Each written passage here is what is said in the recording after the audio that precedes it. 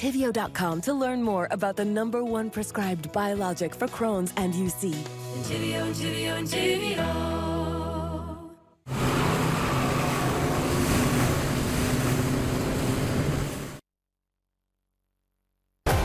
The cases you know. My blood just going cold. The inside story you don't. New FBI True premieres October 3rd on CBS. All across the world. Welcome to Australia. One team, one dream, y'all. NCIS Sydney, Monday, November 13th on CBS. A little sun, a little rain. I'll show you what's in our skies for our weekend with Futurecast. Live from downtown Marquette, it's your 19 News. Good evening, everyone. I'm Mitchell Reif. Tonight on your WZMQ 19 News, for the first time in history, the United Auto Workers Union launched a strike against the three big automakers, General Motors, Ford, and Jeep maker Stellantis. Tonight, hear from the union leaders on their demands. And the Farm Bill impacts every single American as it sets policy for agriculture, nutrition, and other areas. We sat down with the chairman of the House Agriculture Committee about the changes that might be seen in the near future. Plus, the Delta County Sheriff's Department is hosting a dive training for employees and volunteers this weekend. Your 19 News at 11 starts now. Live from the UP, this is WZMQ 19 News at 11. In your first warning weather forecast, we've had a couple drizzles today. Ariane, how is the weekend looking? It's going to be pretty much the same, unfortunately, but we will have some sunshine, maybe a little bit more than we saw today, especially on Saturday, but those scattered showers throughout the weekend. I'll show you the full breakdown after the break. Warmer next week. We could be up into the mid and upper 70s, just below 80 degrees. For the weekend, though, most of us will be in that 60-degree range. And like I mentioned, next week, we could see that mugginess return by midweek. I've got your 7-day outlook as well after the break.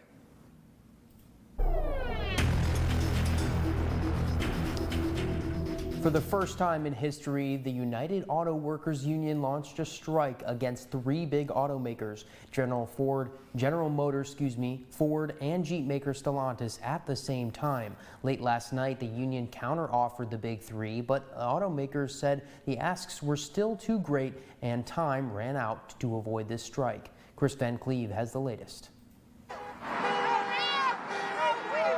Outside idled auto plants in 3 states. And in downtown Detroit, just feet from the annual auto show. Striking United Auto Workers, making their voices heard. I think we deserve more pay. I've been here 24 years and ain't had a raise in 8 years. At the stroke of midnight, 12,700 UAW workers walked off the production line and joined the picket line. No justice! No Jeeps! Halting work at factories in Michigan, Missouri, and Ohio belonging to the nation's big three automakers. An unprecedented move to strike Ford, General Motors, and Stellantis simultaneously. Union President Shawn Fain rallied strikers. The billionaire class has been taking everything, and the working class has been left scraping, paycheck to paycheck, just trying to survive. The union is strategically striking plants that make popular and lucrative SUVs and trucks like the Ford Bronco, the Jeep Wrangler, and the Chevy Colorado. It's a warning to automakers that more production disruption could be on the horizon. I don't think anybody wants to do this, but this is what we have to do, so this is what we're going to do. The union is seeking up to a 40% raise, job protections as automakers switch to less labor-intensive EVs, and an unwinding of concessions made during the Great Recession. The big three are negotiating on many of the demands, but so far their proposed raise is about half. We have a historic offer on the table. GM CEO Mary Barra. Why not just give them what they're asking for? We have to make sure the company's going to succeed for the next 115 years. And that means we need to invest in the products you see around me. No one wants a strike. The strike is a political tightrope for President Biden, balancing his pro-union views with economic concerns leading into an election year. The bottom line is that auto workers help create America's middle class. They deserve a contract that sustains them in the middle class. Parts supplier Global Technology sells wheels to several automakers. CEO Dale Hadel says they'll feel the impact immediately and will be forced to consider cutting staff if the strike drags on. Fortunately, there'll be other orders from other customers that are non-Detroit 3, but not enough to carry all your costs and everything. So there will be some furloughs. Stellantis says they have not seen any ripple effects in their operation because of the strike at their Toledo facility. However, that may not be the case for businesses around some of these plants. We've talked to several here in the Detroit area that are very worried as people go out on strike. They'll stop eating out and stop shopping at their businesses. Chris Van Cleve, CBS News, Wayne, Michigan.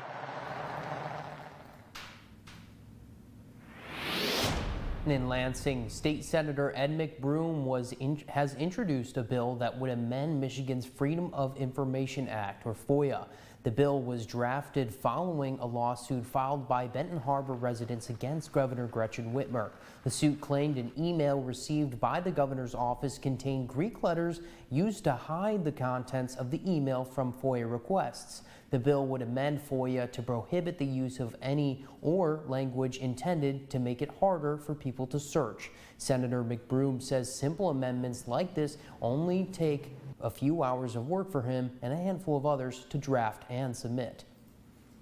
It's most likely to get melded into a larger overhaul of the FOIA system, which myself and Senator Moss have been working on for the legislature and the governor, and that's fine with me, as long as we get the issue taken care of one way or another.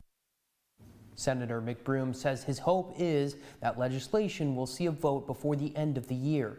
There's more information about the senator's amendment on our website and our mobile app, WZMQ 19. The Farm Bill is one of the most important pieces of legislation from Congress. It impacts every single American because it sets policy for agriculture, nutrition, and other areas. The chairman of the House Agriculture Committee spoke with our Washington, D.C. correspondent Rachel Knapp on the bill and the changes we could expect to see. I think there'll be some improvements, refinements, or changes that are reflective of what we've heard from American farm families and Pennsylvania farm families. Pennsylvania Representative Glenn Thompson says the Farm Bill, which sets policy for nutrition, agriculture, research, and more, is still in the works, but it's likely to not be ready for final approval until December, almost 3 months past its deadline. Thompson says the delay will avoid any type of significant disruption, but in the bill, we can expect to see some significant changes. I think it's important that we do everything we can to strengthen that bottom line for dairy farmers. You know, crop insurance, universally, everyone asks us to protect crop insurance. We're going to do that, but I'd like to improve it as well. You know, I'd like to incorporate some of the disaster relief that we've spent in ad hoc money, because ad hoc disaster is not very efficient. It's done emotionally. It tends to get a lot of what I view as unnecessary spending attached to it because it's an emotional, it has to be done. And if we can incorporate some of that into crop insurance, we can actually save significant dollars. Some of those dollars we could reinvest in places where we know that we need to, an increase in support for trade with the market access program, foreign market development program. SNAP benefits will also change. Over 41 million vulnerable Americans rely on these modest benefits, and most of them are temporary during tough times. In the debt ceiling agreement, Republicans push for tighter work requirements for able-bodied recipients without children. Thompson says his committee, along with the Senate, are working together on this legislation. In Washington, D.C., Rachel Knapp, WZMQ 19 News. And new details tonight about the 2 electric vehicle charging stations coming to downtown Marquette. We first reported on this just yesterday.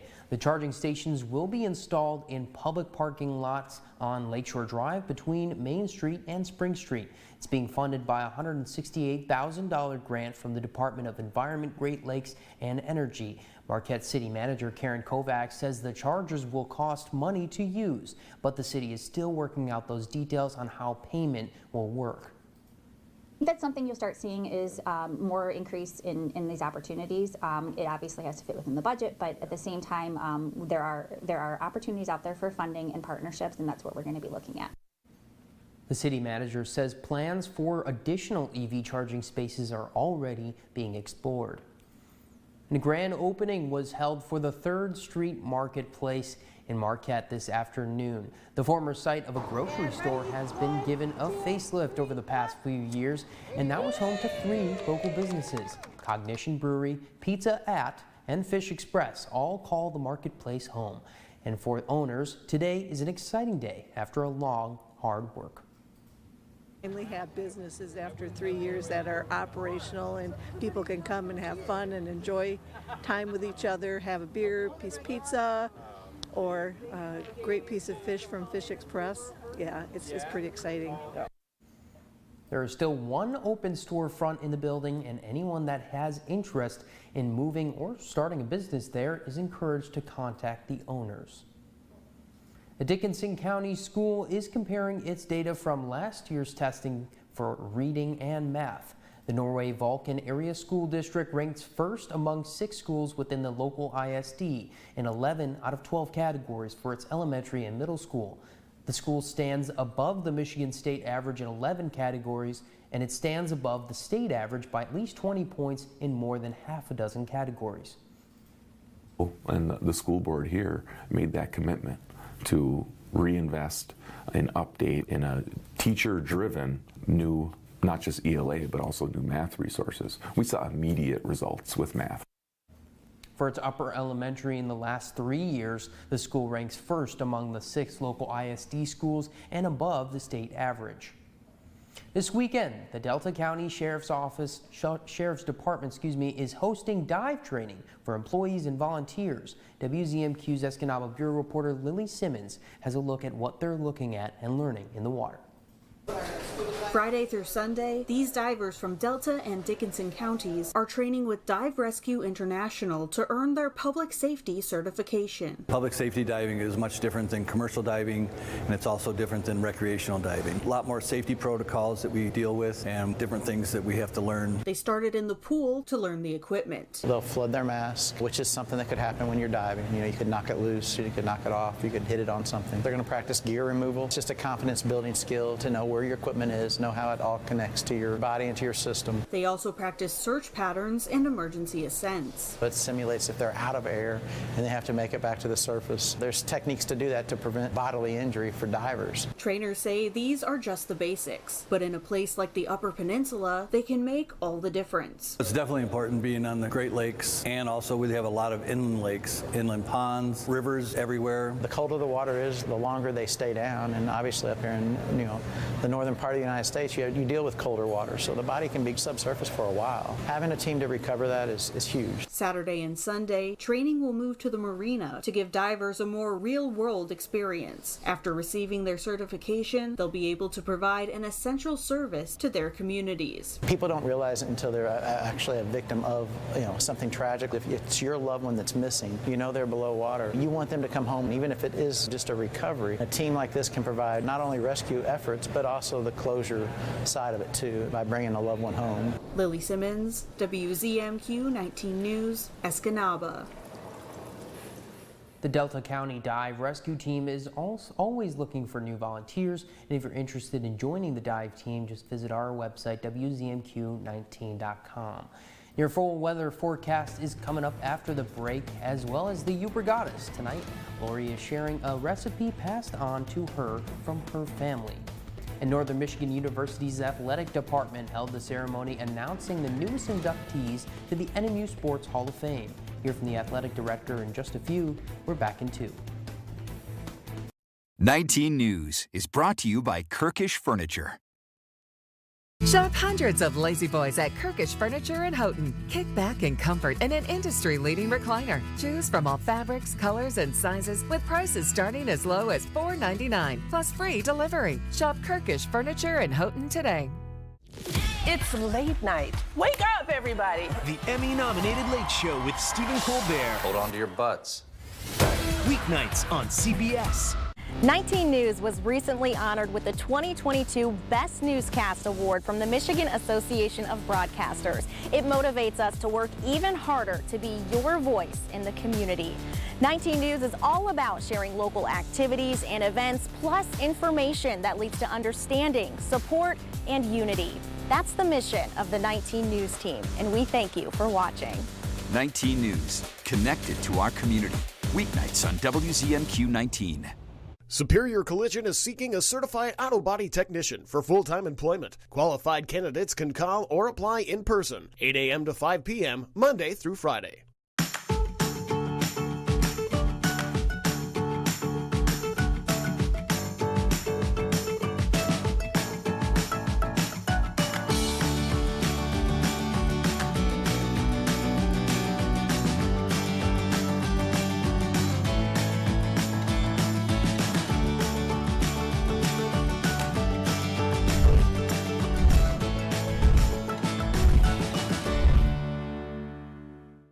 WZMQ 19 News, live and local news, first warning weather, exclusive interviews.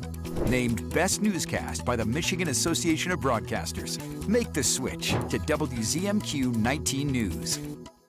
I'm Rachel Knapp. Watch my reports live from Washington, only on 19 News. Now, WZMQ 19 News first warning weather with Ariane Stasek. Good solid 73 degrees is the high out at the National Weather Service today. Not breaking the record, but you know, I love the 60s and 70s as far as temperatures go. Right now, though, most of us in that 50-degree range, we could see these drop a little bit this evening, but I think that's where we'll stick for the most part. Winds primarily coming out of the south-southwest. We will see these change direction tomorrow afternoon to a northwesterly pattern. We're expecting fog overnight into our morning on Saturday. Mostly sunny skies. We could see some clouds here and there. Chances of showers and thunderstorms, but that is more likely on Sunday where we'll see more clouds as well. Those temperatures fairly warm. Taking a look, we've got a lot of precipitation action over here with Hurricane Lee heading towards the eastern board there, but we're staying fairly dry as far as that activity. We've had some sprinkles the past couple of hours, and we'll see that continue into our weekend. Radar showing fairly dry conditions, though, at the moment with some cloud coverage there. And as we take a look at our evening into our Saturday morning, we'll start with some clouds before they clear out mid-morning, and then that's when those showers start around 1-2 p.m. covering Lake Michigan coastline there. And then we'll expect mostly clear skies for that evening. Clouds for our Sunday morning and the day with showers across the board for us into the early evening. Then we'll clear out once more for mostly clear skies for that evening. Our 7-day outlook for Marquette, we've got chances of showers, like we mentioned, homecoming going on, the Margie's going on Saturday, homecoming wrapping up for NMU on Sunday. Should be a fairly good day for that. Temperatures warming up next week into those mid-70s. I will take that. And then Saturday, that's when fall officially starts. I've got your 7-day outlook for Escanaba in about 15. For the first time in 15 years, a hurricane watch is in effect for portions of Maine as Hurricane Lee approaches the region. Some people in the coastal town of Yarmouth are pulling their boats out of the water to keep them from getting damaged or destroyed by expected onslaught of wind, rain, or storm surge. The National Weather Service predicts ocean waves as tall as 20 feet could slam into the coast. We've had this threat before in the past, and then we've been lucky in the past. Eventually luck's going to run out and it's going to hit us. This may very well hit us. The National Hurricane Center forecasts Lee will make landfall as a tropical storm further north in Nova Scotia Saturday evening. And part of what's special about home cooking is spending time together as a family. And tonight, the Upper Goddess is sharing a recipe passed on to her from her dad. Hi. Are we going to make the best potato you've ever had? Best potatoes I ever had. Are we going to make the potato that won your heart I made these for you? I believe we are. So these are my dad's canned potatoes, and you take just a russet potato, you peel it, and you're going to slice it and soak it in water, cold water, for like 20 minutes. He always soaked them. I don't know why. I wish I could have asked him, but... So the other thing is these potatoes are typically cooked on a screaming hot wood stove, and I don't have a wood stove. And I think my dad was channeling me, like saying, come on, I know you can figure it out. So I got this cast iron pan, and they're just spot on, Adie. Yep. So what you do is you get it so hot that if you put water in there, it jumps. You know, the water will just like jump. So watch how cool these are. You cannot burn these potatoes. The darker they get, the better they are. See how gorgeous? Isn't that fun? You have never tasted a potato like this, hey Dean? That's for They're sure. smoky, and we put butter and salt on them. That's it, because that's how good they are. What I do is I put them in a pan like this. As they're done, I just flip them in there. And I got Himalayan sea salt and just kosher salt. You're just gonna sprinkle a little bit on there. I know you want to eat one, Dean. No, me, no. We're gonna eat these. Look at how nice. Mm-hmm. It brings back so many memories with my dad. And when me and you used to go out there, hey? Yeah. When we were young. Give this a try. Go to your antique store and find a cast iron and just put it on your biggest burner. Get it screaming hot. Give it a try. Keep smiling. Screaming hot. Anyway, continuing on, Northern Michigan University's athletic department is announcing the newest inductees to the NMU Sports Hall of Fame. A ceremony honoring those athletes was being held at the Northern Center earlier tonight, and around 40 athletes were recognized tonight from a variety of sports at NMU. Hockey, cross country, football, wrestling, and many more Wildcat sports were spotlit tonight. The athletic director says these ceremonies give a real chance for athletes who might have left the UP to have a warm welcome back in the Wildcat Den.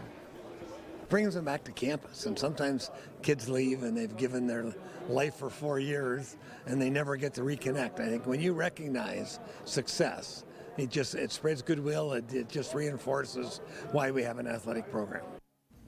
We have a full list of the recognized athletes on our website right now. Just head to WZMQ19.com or our mobile app. And homecoming week isn't just a time to cheer on those sports programs and current students. It's also a time to celebrate the former students as well. 3 former Wildcats were recognized for their success, contributions, and promotion of the university in their lives after leaving NMU at today's 2023 Alumni Awards. This year's recipients were Charles Haas from the class of 1977, Mitchell Stevenson from the class of 2013, and Dr. Ellen Narodsky, who received master's degrees in 1971 and 72. Each of these 3, like every nominee, have stood out from the norm, but that can make it a hard decision for the Alumni Association.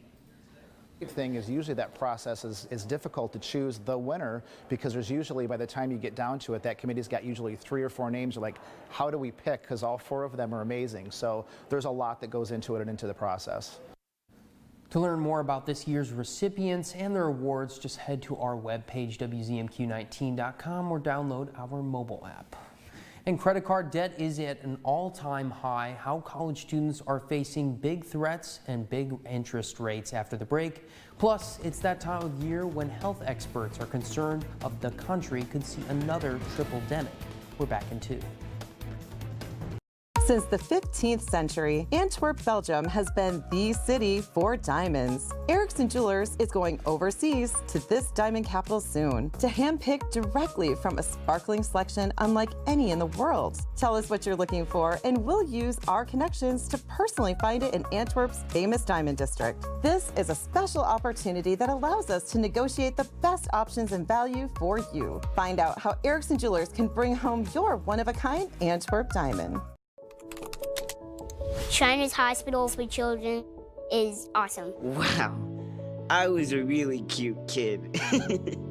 But it's true, Shriners Hospitals for Children is awesome. The first time I went to Shriners Hospitals for Children, I was 2 months old. Since then, they have helped me with over 18 operations and thousands of rehabilitation hours.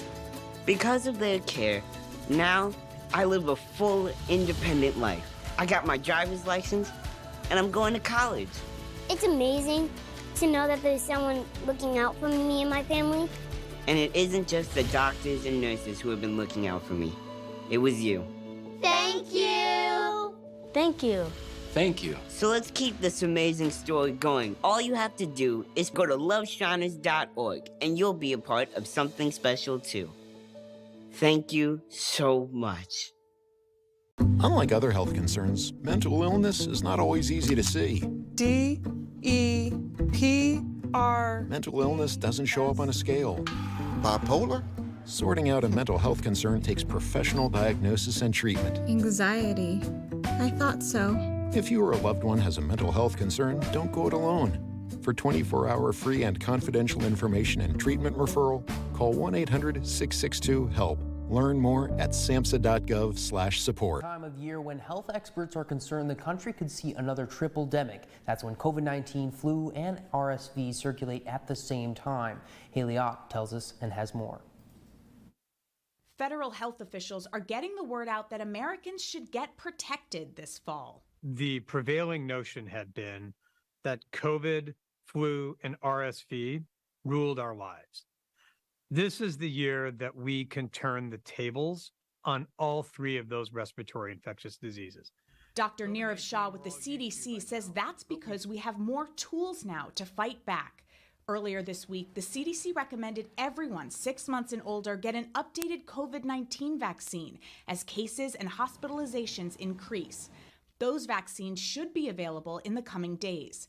As for RSV, we've started to see an uptick in some parts of the country in the Southeast when it comes to RSV. If you're over the age of 60 or you have a young child, now is a right time to talk with your doctor, talk with your pharmacist about getting the RSV vaccine or immunization. an FDA-approved RSV vaccine is also available for pregnant people to protect infants. Flu cases remain low for now, but the CDC expects activity to increase in the coming weeks. Early data from the Southern Hemisphere's 2023 flu season shows vaccines reduced flu-related hospitalizations by 52%. They had a moderately severe flu experience, and fortunately, the viruses that were circulating down under match very nicely what's in the vaccine this year. It's recommended everyone 6 months of age and older get a flu vaccine, ideally in September or October. Credit card debt is at an all-time high, and it's often college students are carrying high interest rates. Christine Lazar has more. College student Florentino Gonzalez uses his credit card for essentials like groceries and has around $1,000 in credit card debt. $1,000 is still a massive amount of money for me as of right now. A survey by U.S. News and World Report found 42% of college students are carrying credit card debt. And for 28% of them, that debt exceeds $2,000. If you consider they probably also have student loan debt they're going to have to pay off when they get out of college. When you add credit card debt to that, that can really put them behind as soon as they graduate from college. Credit card expert Beverly Harzog says the majority of students in debt didn't get there with impulse spending. Nearly half say they used their cards for school-related expenses, like books and fees. The other half say they need it for living expenses, and it appears students may not be fully educated on credit card terms and conditions. In the survey, only 19% knew how a credit score is measured. I think this is where parents can really step in, make sure they understand how personal finance works so that they're prepared. Harzog says if possible, students should avoid using the credit card until they can pay off the balance. I pay it off every month on time. So if not, then what happens. Experts say it's also important to create a budget and set up auto pay so you don't miss a payment. Ariane has one final look at your weather forecast. Right after the break, we're back in 2.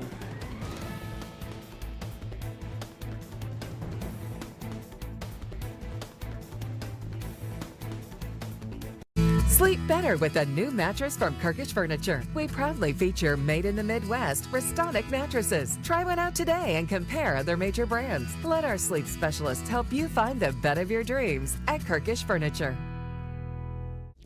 It's late night. Wake up, everybody. The Emmy-nominated Late Show with Stephen Colbert. Hold on to your butts.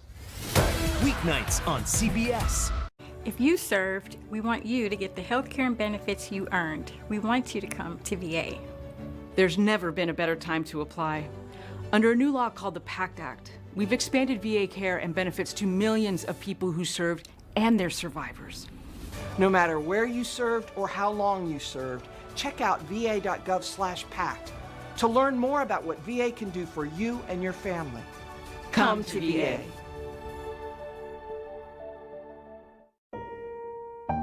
Yes, we're on thin ice.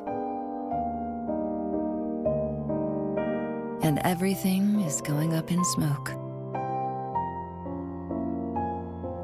Still, some are adding fuel to the fire. While the rest of us see the troubled waters rising.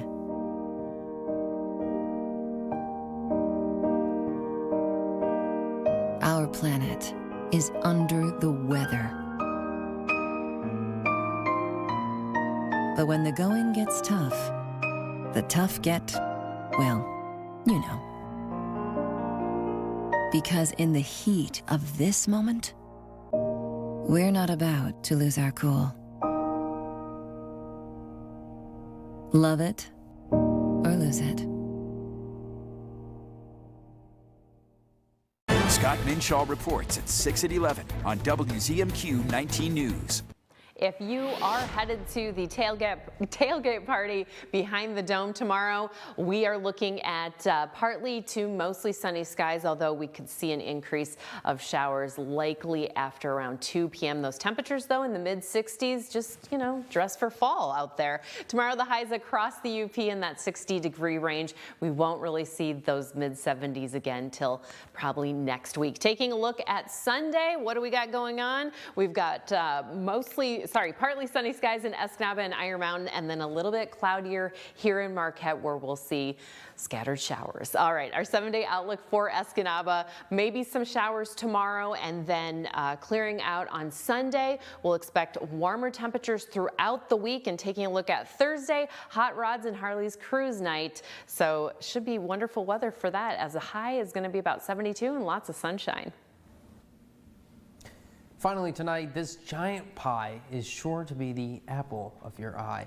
This huge apple pie is being served at Napanee Apple Fest in Indiana.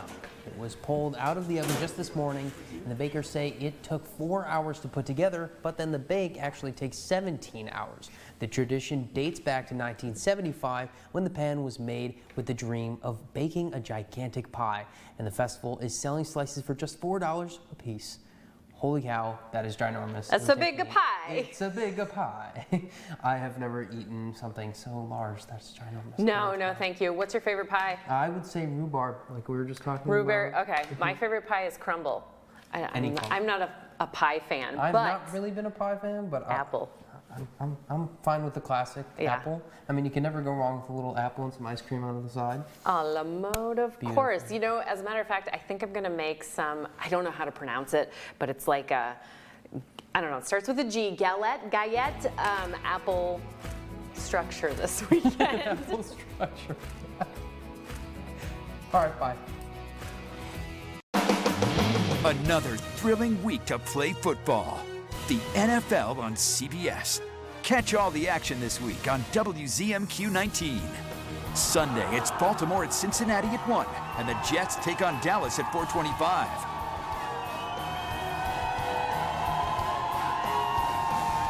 See you this Sunday for the NFL on WZMQ.